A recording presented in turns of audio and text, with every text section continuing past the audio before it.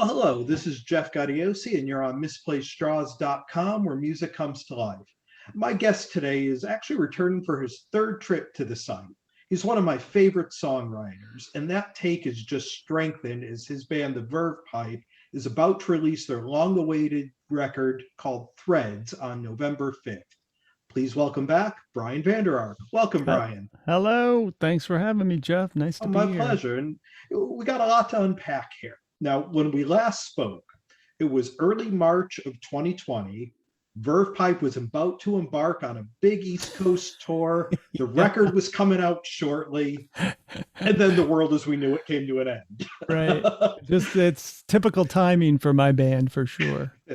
Now, I guess let's start with the version of Threads that's coming out on November 5th. Is it the same record as a year and a half ago, or did you go back and tinker at all? No, we had time to tinker. Sometimes that's good, sometimes that's bad. I think in this particular case, we outwrote the songs that were on the record. Mhm. So some of the songs that were on there before got bumped because the writing had gotten so much better during the pandemic, believe Mhm. it or not. That's the one good thing I think the pandemic brought me was the muse came around and was poking me the whole time and saying, you can do better, you can do better, you know.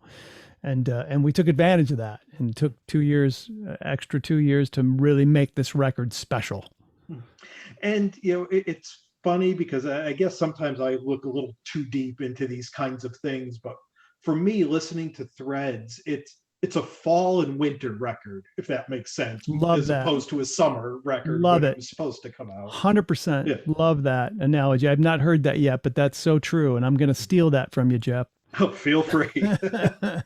And we talked in the past about the addition of Channing Lee to the Yeah. band and just the amazing harmony she brings with you live.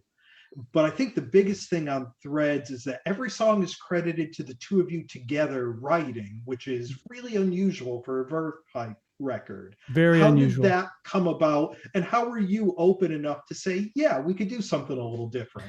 I mean, I was running out of things to say. I'm 57. I've been doing this, for 30 some years as a songwriter. And we put out so many Verve Pipe records and I put out 4 or 5 solo records that I really needed some sort of boost. I didn't want to, cover the same themes I've covered before, and I certainly didn't want to go back and try to write, villains too. Mhm. And Channing, comes from the same place I come from, storytelling songs, a little bit of a sense of humor, a little sardonic sense of humor, self-deprecation.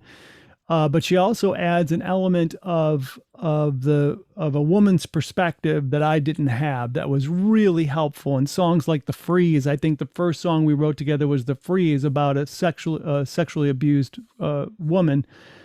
I'm not going to sing that song. That would be mansplaining. And I thought, well, maybe you can sing this, Channing. And she said, oh, I don't know how your fans, the Verve Pipe fans would like that. She was pretty new to the band then.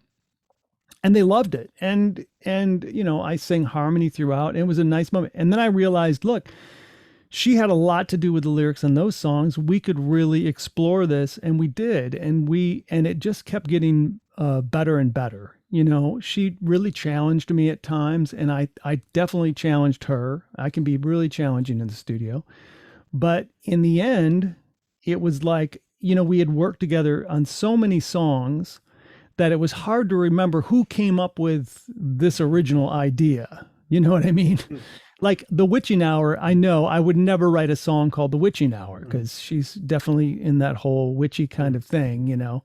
But there are other songs that I go, I think I started that one, and we have to go back to the tapes to figure it out. So there was enough of that going on that it was like, well, let's just split the credit. This is ridiculous. Why we even like question it? We both worked really hard on the album on every song. So And it's funny because I was planning on bringing this up a little later in the interview, but I think you just led into it now. The Freeze. To yeah, me, that song is the centerpiece of where the Verve Pipe is now, in that it has the great storytelling and the lyrics that you're known for. it has the interplay between both of your vocals, your acoustic guitar running throughout it, but then it Mhm. brings in that orchestration that this record has that may not have been around before. And it's a song that just stops you dead in your tracks when you listen to it. So I I think love that. that's sort of to me, that defines where the band is at the moment. I love that. I mean, I would, if when I first gave it to my manager and then they gave it to Sony, they were really like, oh, no, and there was a chance that this wasn't even going to make the record because their feeling and Shannon and I were talking about it. It's like, all right, is this too dark and too deep? It's nice to know that someone who, you had mentioned you were a fan before, that a fan would really like it. I put that up on my Patreon page before any of the other songs, and they all flipped out. I'm happy that I listened to my own instincts and went ahead and continued to the process of putting that on the record and producing it the way we did. Chris Carmichael is a fantastic string arranger. I've used him for years now, from my solo records to this record. That he did that and set me on fire, and he also did the strings on the new single "No One's Gonna Break This Heart Again," and he just brings it to a whole new level. And that's why I continue to use him, and that's why you probably wouldn't have heard those kinds of string arrangements with the old Verve Pipe records, because I hadn't discovered him until I started doing the solo work. And speaking of the strings and the orchestration, was there ever a second thought from, and I doubt it would come from yourself, but from the record company of, you have the songs like Save Me and What Might Have Been that have those, the guitar riffs that people Yeah, are used to from a classic Verve Pipe song. sure. But the orchestration just adds a weight and an emotion that is new. Was it was there a struggle to get that included, or did powers that be see the benefit No, right that's a away? good, Yeah. that's a really good question. And I'll tell you, I'm always trying to be very careful of hitting someone over the head. It's like in a movie. If it's a movie and it's a very sad scene, and then all of a sudden a very sad violin comes in, I go, okay, you just hit me over the head. I'm already sad. I don't need your violin on top of it. And so I'm very aware of that. The freeze is right there. It's just so close to the point where I was like, oh man, this, am I hitting people over the head? But because we bring them in right away, I think it sets the mood before you even hear a word come out of our mouth. I think that that's helpful. I don't think I've ever been questioned about using Chris Carmichael, by the label or by my management. They loved everything he's done since the beginning. He's just brilliant. And, and he's also, he plays all the parts himself, and he writes the parts, and then he plays every string part. And it's very inexpensive for us to use him because, he's friends with us. So he just does it because he loves to do it, and why not take advantage of that? I think we've had him do some things on a couple of songs, I think, that we ended up not using, or maybe I won't use the cello part that he put on or whatever. It's just because it becomes a little too convoluted with all the guitars, but you have to really kind of make that work in the mix. But for the most part, I think we've used everything. We had a song called Latchkey Kid on the last or 2 albums ago on Overboard. And that song was just dead until he put that string part in the beginning. And I was like, oh my, I just got chills just now, Jeff. Thinking about my reaction to hearing that and going, oh my God, this is like a whole new song. And we really leaned into it. Unfortunately, we don't play it live because we don't have those strings, but that was a sacrifice we had to make, When we talked last year and you were talking about the record then, Yeah. you mentioned that it had a very Simon and Garfunkel feel to it. And I Right. think a lot of that carried over. I mean, especially with songs like Found and First Fire of Winter, really feel that. Was that just a place that you and Channing were both in as you were writing, or was one of you there and kind of brought the other along? That's great. That's a great question too, Jeff. When we started doing the writing sessions, we started with the freeze at, we were out on the road in a hotel room. We had a day off, and we're just like, I said, I have this idea, and we played around with it, and then we wrote that. But then when we came back and we went to her music room, which is in her house, I had that idea for Found for a long time, and I had hardly any lyrics to it. And I said, I don't know what this is. It sounds like Simon and Garfunkel, kind of Homeward Bound type of thing. And she said something like, we should write our own Homeward Bound. And I was like, well, okay, and then we started writing about the road and going home and the whole thing. And it was like, oh my God, this totally just came together one night.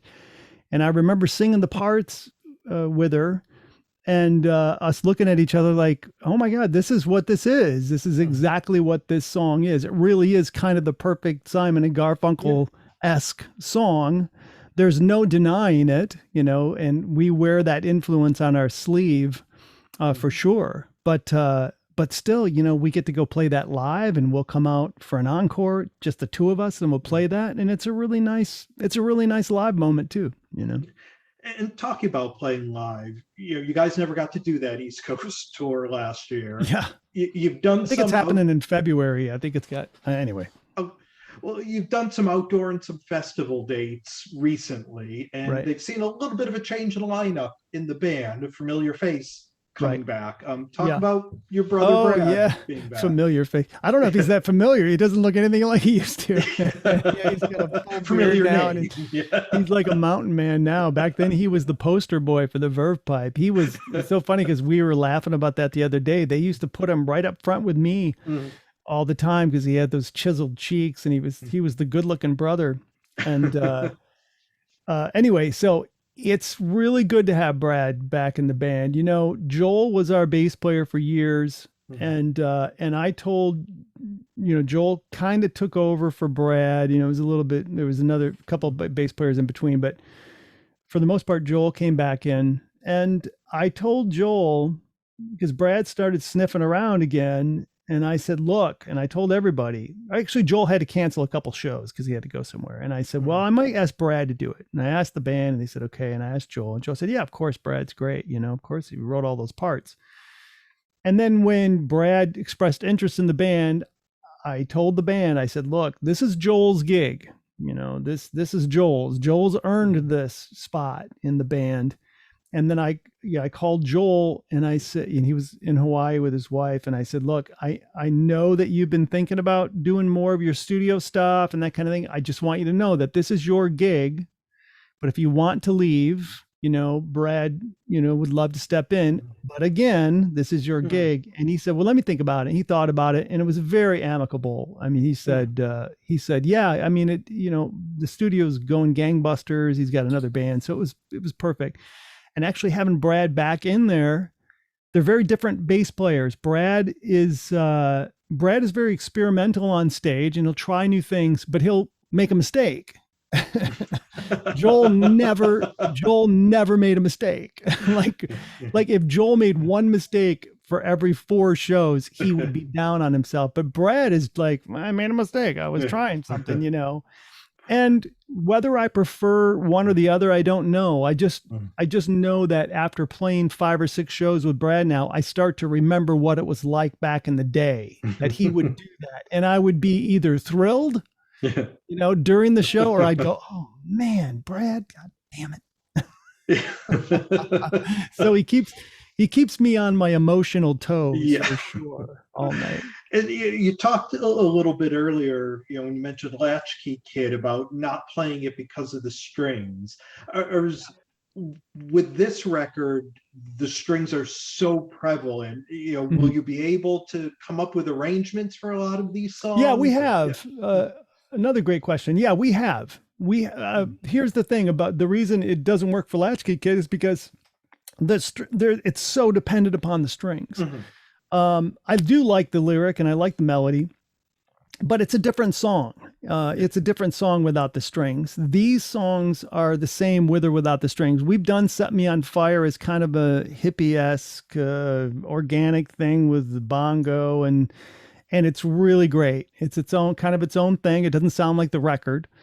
But and no one's gonna break this heart again. The new single that doesn't need the strings. It's already emotionally impactful the way we Mm. sing it live. It really is a heart wrenching song to sing. And when I give it all, and when Channing gives it all, and we hold those notes for the length of time we do, and the guitar comes in, it really is its own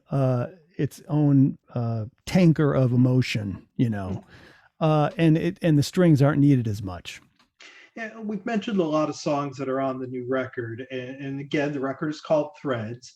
Now, it's not a concept record in the traditional sense, but there is a theme that Right. goes through. I want you to talk a little bit about that. Yeah, that was Channing's idea. She wrote. It was so funny because we had worked on this. I forget what song we were working on, but it was ad nauseum. I don't think that song we worked on that night had made the record, but we worked on it. And it just was not working, and it was the end of the night. It's probably midnight. Her husband was in the other room, practically banging on the wall to get us to shut up. And she goes, "Oh, wait, I had this other thing." And I'm like, "All right, And at this point, we had had a couple of bourbons, and it's like, so she plays this thing. And this is how it begins. A moment found, try to keep it from ending. Who are we? And I'm like, wait a minute, what is this? And she started playing Forever Reaching. And I was like, oh my God, where has this been? And we worked on that. And that opens with it's just a thread of crimson that binds us. And she told me the story about the Japanese proverb that we're all bound together by this thread, this red crimson thread. And I thought, my God, that is this record. That's the entire record. We all go through different things. We all have different personalities. Each song has its different personality, but we're all connected in some way. Usually it's through a vocal. I feel like now it's connected in the songwriting and the quality of the story and the lyric, and that has a lot to do with her. So that's why we thought Threads would be a great name of the record. Well, we've been spending some time here with Brian Vander Ark of the Verve Pipe. Again, the new record is called Threads. It's out everywhere November 5th. I think you snuck in a little earlier that the tour dates that were canceled before we'll see sometime in 2022. Absolutely, that'll happen for sure. And I do think it's going to be February, though. We've been saying that for a long time, and everything keep getting pushed because of COVID. But I'm very confident that the February. A lot of bands don't like to tour northeast in February. We love that kind of challenge. Well, for those of us who live in the Northeast, we are really looking forward Yeah. to brightening up our winter. And again, honestly, I think that's the perfect time to hear these songs, particularly. So definitely Fall looking winter forward to you record. guys coming back out here. I love that it's a fall winter record. That was you. You can coin. We're gonna have you coin that phrase. I love So it. again, the record is Threads, out everywhere November 5th. Brian, thank you so much for taking the time. It's always a pleasure to talk to you and get into just the writing and how you create these songs. So best of luck. We will definitely catch up with you on the road when you get up here in February. Thanks. Great to hear from you and see you again, Jeff. Thank you. Take Bye. care.